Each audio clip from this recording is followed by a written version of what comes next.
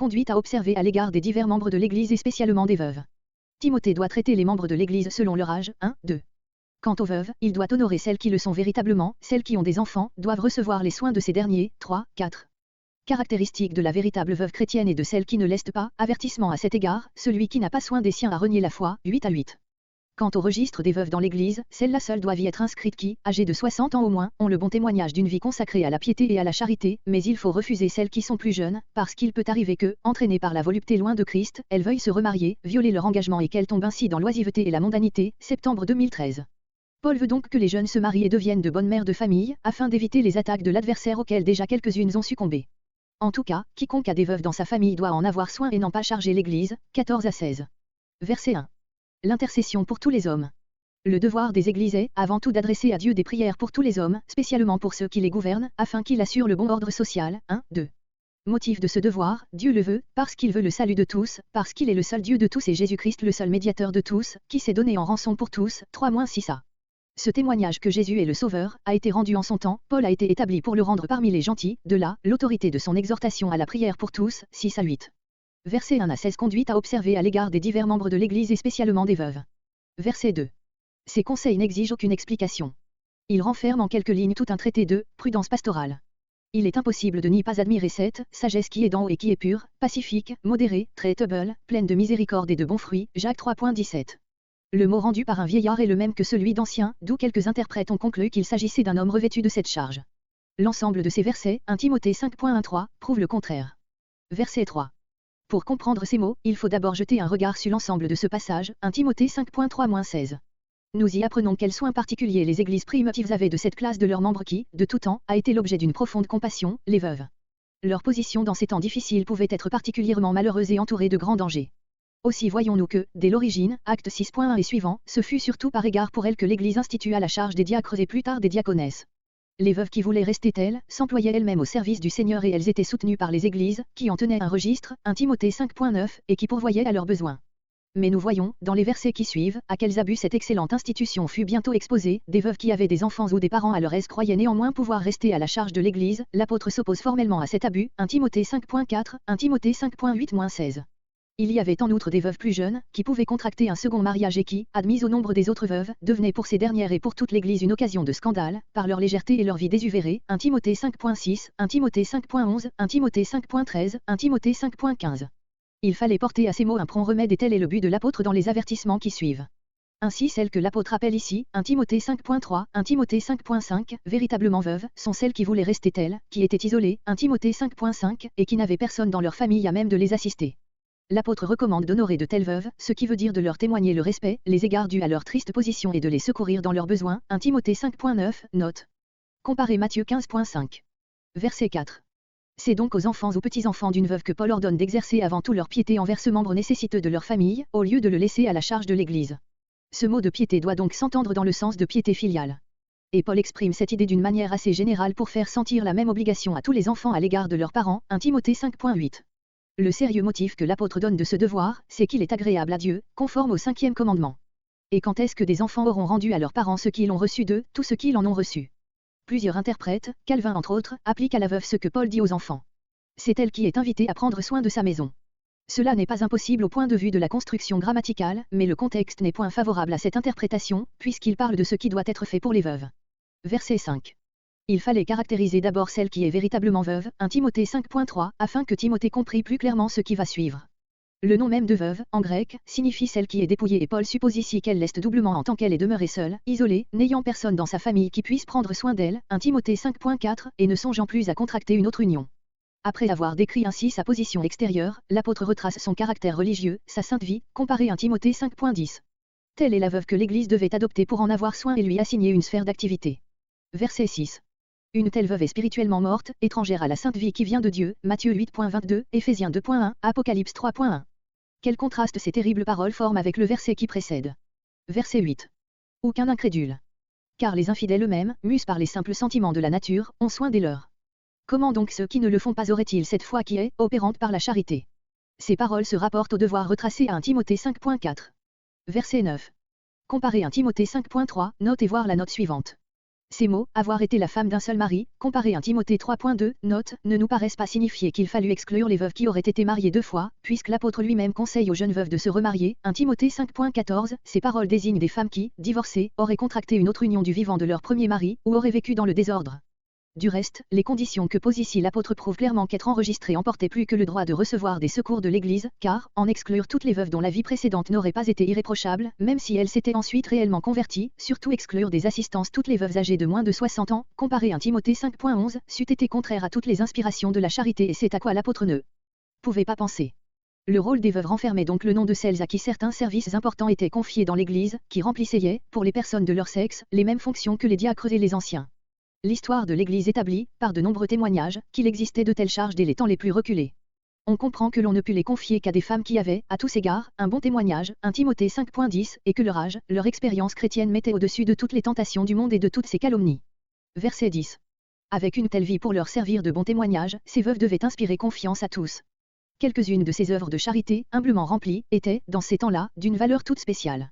Ainsi exercer l'hospitalité, Romains 12.13, note, ainsi encore laver les pieds de ses frères qui en recevaient un vrai soulagement, après de longues marches dans des pays brûlants et n'ayant pour chaussures que de simples sandales, c'était en Orient une partie essentielle de l'hospitalité et de la charité, comparez Luc 7.44, Jean 13.14. La charité a divers caractères et diverses fonctions selon les divers sujets, et elle est pour le règne de Dieu, à l'égard des enfants, par la bonne éducation, libérale envers les étrangers, humble envers les fidèles, c'est corrable envers ceux qui souffrent, tout à tous. Quesnel. Tel est bien le portrait que trace l'apôtre de la véritable veuve chrétienne, appelée à servir Jésus-Christ dans ses disciples. Verset 12. C'est à tort qu'on a souvent entendu par cette première fois la fidélité de la veuve à la mémoire de son mari mort, car cette pensée serait en contradiction directe avec 1 Timothée 5.14. Paul veut parler, soit de l'engagement qu'elle avait pris de se consacrer au service de Christ, engagement qu'elle rompt pour se remarier, 1 Timothée 5.11 et 1 Timothée 5.9, note, soit de la foi chrétienne en général, comparez 1 Timothée 5.13 et 1 Timothée 5.15. L'ordre de refuser de telles femmes se rapporte à ce rôle des veuves mentionné à 1 Timothée 5.9. L'ensemble de ces 2 versets prouve que tel en est le sens. En voici la traduction littérale, car quand elles sont devenues voluptueuses contre Christ, elles veulent se marier, ayant, en elles-mêmes, le jugement qu'elles ont rejeté la première fois. Ce jugement n'est ni celui de Dieu ni celui des hommes, mais celui de leur propre conscience. Il faut écarter ici toute idée d'un vu qu'elle aurait fait, ou d'un blâme que l'apôtre prononcerait sur un second mariage, 1 Timothée 5.14, et concentrer toute la pensée sur le motif qui leur fait préférer le mariage à l'état de veuve chrétienne et au service de Christ. Le verset 1 Timothée 5.13 expose tout le développement moral de cette faute. Verset 14. Il y a dans le texte original, je veux donc que celles qui sont plus jeunes se marient, d'où quelques interprètes ont conclu qu'il s'agissait non des jeunes veuves, mais des jeunes femmes en général. Cela n'est pas admissible. Dans tout ce qui précède et ce qui suit, l'apôtre ne parle que des veuves, il vient de les désigner, 1 Timothée 5.11, par ces mêmes mots plus jeunes, qu'il reprend ici et n'a pas maintenant la moindre occasion de parler du mariage des jeunes femmes en général. Du reste, son ordre actuel est en pleine harmonie avec ce qu'il dit ailleurs de la liberté des veuves à l'égard du mariage, 1 Corinthiens 7.39. Que si, à Corinthe, il conseillait plutôt aux veuves et même aux jeunes personnes non mariées, de rester dans cet état, ce n'était point une règle permanente qu'il prescrivait, mais il avait égard, à la nécessité présente, 1 Corinthiens 7.26. En d'autres temps et d'autres lieux, il pouvait donner un avis différent sur un sujet dans lequel le chrétien reste toujours libre et les pressants motifs que Paul voit dans l'état actuel des églises d'Asie et que cet épître nous fait connaître, justifient abondamment son conseil. Il ne s'agissait de rien moins que de faire cesser dans les églises un scandale et d'ôter à l'adversaire toute cause de médisance, grecque, d'injure. Le verset suivant, 1 Timothée 5.15, montre de plus grands dangers encore. Verset 15. Sont tout à fait déchus de la foi, comparez 1 Timothée 5.12. Verset 16. Grec, si quelque croyant ou croyante a des veuves, dans sa famille, dans sa parenté, qu'il les assiste, comparez 1 Timothée 5.3, note, 1 Timothée 5.4, note. D'importants manuscrits ont simplement, si quelque croyante a des veuves. Verset 17.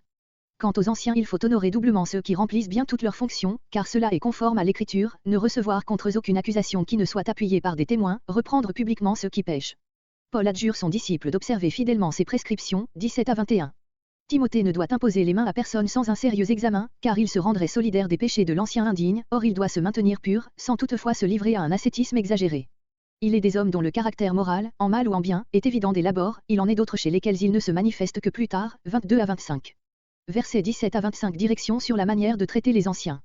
L'apôtre a exposé ci-dessus longuement les qualités requises des anciens ou évêques, 1 Timothée 3.1 et suivant. Il n'y revient pas ici, mais il donne quelques conseils encore sur la manière dont les églises doivent les honorer et pourvoir à leurs besoins. Ce sujet se présentait tout naturellement à son esprit après ce qu'il venait de dire des veuves qui remplissaient, pour leur sexe, des offices analogues à ceux des anciens, 1 Timothée 5.9, note. Ces paroles nous montrent trois sortes de fonctions confiées aux anciens: présider, par où il faut entendre, soit la direction des assemblées, soit le gouvernement de l'Église en général; édifier l'Église par la parole, c'est-à-dire par les exhortations, l'exercice du don de prophétie, etc. Enfin, l'instruire par l'enseignement proprement dit. Ces deux dernières fonctions sont aussi distinctes d'après d'autres passages, comme Romains 12.7, Romains 12.8. On voit de plus ici que ces divers emplois se trouvaient tantôt réunis dans les mêmes personnes, tantôt séparés, ce qui était tout naturel dans ces premiers temps où les églises, se recrutant surtout parmi les classes inférieures de la société, ne comptaient pas toujours dans leur sein des fidèles qui eussent les dons nécessaires à la prédication ou à l'enseignement. Un jugement saint, éclairé et sanctifié par l'Évangile pouvait d'ailleurs suffire pour le gouvernement de l'Église, en des hommes du reste peu instruits. Quoi qu'il en soit, l'apôtre demande avec instance que les églises apprennent à estimer la fidélité dans l'emploi de tous ces dons, surtout là où ils se trouvaient réunis dans les mêmes anciens.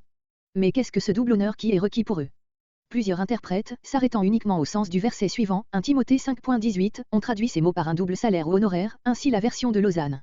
Sans doute ce sens était dans la pensée de l'apôtre et le mot original peut être rendu ainsi: il était naturel que des hommes qui donnaient tout leur temps aux soins des troupeaux en fussent dédommagés, tandis que d'autres anciens, restant dans leur vocation temporelle, avaient moins besoin d'être soutenus par l'Église. Mais il faut conserver aussi à ces paroles leur sens moral d'estime et de respect, qui n'avait certainement pas moins d'importance aux yeux de l'apôtre, comparé à Timothée 5.3, note. Verset 18. Deutéronome 25.4, comparé à 1 Corinthiens 9.9, note, où l'apôtre cite ce passage dans le même sens et le même but. Parole de Jésus-Christ, transmise à Paul par la tradition, Luc 10.7, comparé Matthieu 10.10. Verset 19. Ce qu'exigeait déjà la loi mosaïque, Deutéronome 17.6, Deutéronome 19.15, comparé Matthieu 18.16, 2 Corinthiens 13.1. Cette sage précaution était ici doublement nécessaire et commandée par cet honneur que Paul demande pour les anciens, 1 Timothée 5.17. Verset 20. Si, après la précaution requise au verset précédent, il y avait une faute évidente à reprocher à un ancien, cette répréhension devait être faite, devant tous les anciens, afin que les autres, les collègues du coupable, reçussent la salutaire impression d'une sainte discipline. Ce qui précède semble indiquer qu'il s'agit ici des anciens trouvés en faute et que Timothée devait reprendre soit devant l'assemblée, soit plus probablement devant le presbytère. D'autres exégètes, s'appuyant des prescriptions disciplinaires qui suivent, 1 Timothée 5.22, 1 Timothée 5.24, 1 Timothée 5.25, admettent que cette répréhension est ordonnée en général pour tous ceux qui pêchent et devait se faire en présence de toute l'Église. Verset 21. Cette solennelle adjuration se rapporte à l'ordre renfermé dans les deux derniers versets et qui avait pour objet la discipline de l'Église. On voit quelle importance l'apôtre y attachait. Les angélus sont les plus élevés des anges, les plus excellentes des créatures célestes, par lesquelles Paul adjure son disciple, pour donner plus de solennité encore à ses paroles, comparé 2 Corinthiens 1.23, 2 Corinthiens 11.10. Verset 22. Imposer les mains à un homme qui n'en serait pas digne par sa foi et par sa vie, pour lui conférer une charge quelconque dans l'Église, c'est participer au péché qu'il commet en acceptant cette charge et se rendre responsable devant Dieu de tout le mal qui en résulterait. Verset 23. Cette exhortation toute paternelle de Paul à son disciple bien-aimé, ce tendre soin de sa santé, cette sympathie pour des maladies qui mettaient sa vie en danger, ne paraîtront indignes d'un apôtre qu'à ceux qui cherchent des motifs de rabaisser l'autorité de son caractère et de ses lettres. Loin de parler contre Paul, ce passage est une des 1000 preuves de l'authenticité de cette épître, car où est le faussaire qui songerait à placer une telle recommandation dans une lettre supposée? Cette recommandation est motivée par celle que l'apôtre venait de faire à son disciple: conserve-toi pur, elle est destinée à y apporter une restriction. La discipline que Timothée doit exercer sur lui-même ne doit pas devenir un ascétisme qui le porterait à se priver de ce qui est nécessaire à sa santé. Verset 25. Cette remarque sur la manière opposée dont se manifeste chez les hommes leur vrai caractère en mal ou en bien, est relative à la recommandation qu'a faite l'apôtre, 1 Timothée 5.22, de n'imposer légèrement les mains à personne et en général à l'exercice de la discipline. En disant, d'une part, que les péchés des uns et les bonnes œuvres des autres sont manifestes dès l'abord, Paul en conclut qu'il est facile de les juger avant de les recevoir à une charge dans l'Église ou d'exercer à leur égard quelque répréhension, mais d'autre part, en admettant qu'il en est souvent autrement, que le regard le plus pénétrant peut y être trompé, il atténue la responsabilité qu'il a fait peser sur son disciple, il craint que celui-ci ne se reproche les infidélités qu'il pourrait découvrir ensuite en des hommes auxquels il aurait imposé les mains, ou qu'il n'ait trop de regret d'avoir refusé tels autres dont il n'avait pas su découvrir les excellentes qualités. Timothée devait en tout cas conclure de cette remarque qu'il fallait observer longtemps et scrupuleusement avant d'agir. Le verset 1 Timothée 5.24 doit être rendu littéralement ainsi: les péchés de quelques hommes sont très évidents et vont devant en jugement, mais en d'autres, ils suivent, c'est-à-dire ne sont reconnus qu'après. Ce qui fait penser que ce jugement n'est pas la sentence finale de Dieu sur eux, mais la délibération de l'Église appelée à juger si un homme est propre au ministère qu'il s'agit de lui confier. Cette interprétation convient bien à l'ensemble de la pensée.